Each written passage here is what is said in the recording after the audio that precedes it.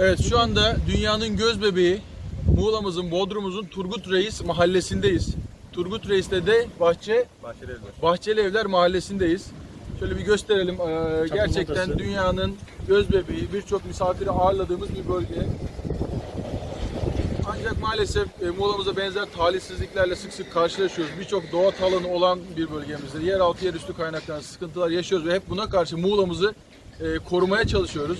Şimdi haber aldığımıza göre bölge halkından bölgemize çok güzel dünya cenneti bu bölgemize bir sahil güvenlik tarafından menderek yapılmak isteniyor ve bina inşaatı da başlamış. Bu konuda da aldığımız bilgiye göre Çevre Şehircilik Bakanlığı'na askıya çıktı. Süresi içerisinde tabii ki bir dava açıldı. Ancak biz bu konuda yetkililere buradan bir çağrı yapmak istiyoruz. Hem Cumhuriyet Halk Partisi ilçe yöneticileri, bölge halkı, çevre derneğimizle birlikte burası birçok misafirimizi, yerli yabancı turistleri ağırladığımız bir bölge. Binlerce yatakların bulunduğu, yatak kapasitesi bulunan otellerin olduğu bir bölge.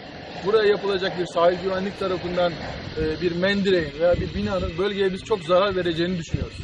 Projenin detaylı bir şekilde incelendiğinde, proje yapılmaya başladıktan sonra doğanın dengesini bozacağı çok net bir şekilde gözüküyor. Altta yapılacak olan çalışmayla, oluşacak erozyonla, toprak kaymalarıyla buranın hem denize girme, hem sahil güzelliğine, hem de balıkların ölmesine kadar birçok olumsuz etkisinin olacağı gözüküyor.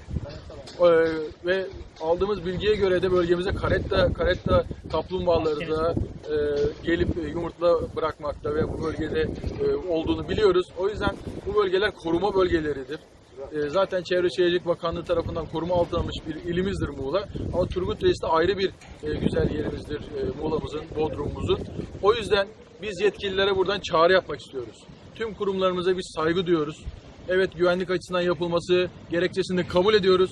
Ama yetkililerden ricamız doğru yer burası değil. Şu anda biraz sonra göstereceğiz. Evet, güvenlik açısından yapılacak tüm projeyi biz destekliyoruz.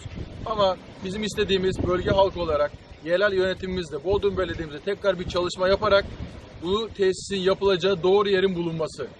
Eğer bu bölgeye yapılırsa dünya cennetimiz, Turgut Reis'imize büyük zarar vereceği projeyi incelediğimizde de net bir şekilde gözüküyor. Bu çağrımızı tekrardan bir kez daha yeniliyoruz. Evet, güvenlik açısından yapılacak projeyi onaylıyoruz, kabul ediyoruz ama doğru yer burası değil. O yüzden yetkililere, Milli Savunma Bakanlığı'na, Çevre Şehircilik Bakanlığı'na bir kez daha sesleniyoruz. Bu projenin Turgut Reis'ten, bu bölgesinden inşaatın yapıldığı, projenin onaylandığı, askıda olduğu projeden vazgeçilmesini istiyoruz. Tüm vatandaşlarımızın talebi budur herhalde. Evet. Bu talebimizi yeniliyoruz ve vazgeçilmesini istiyoruz.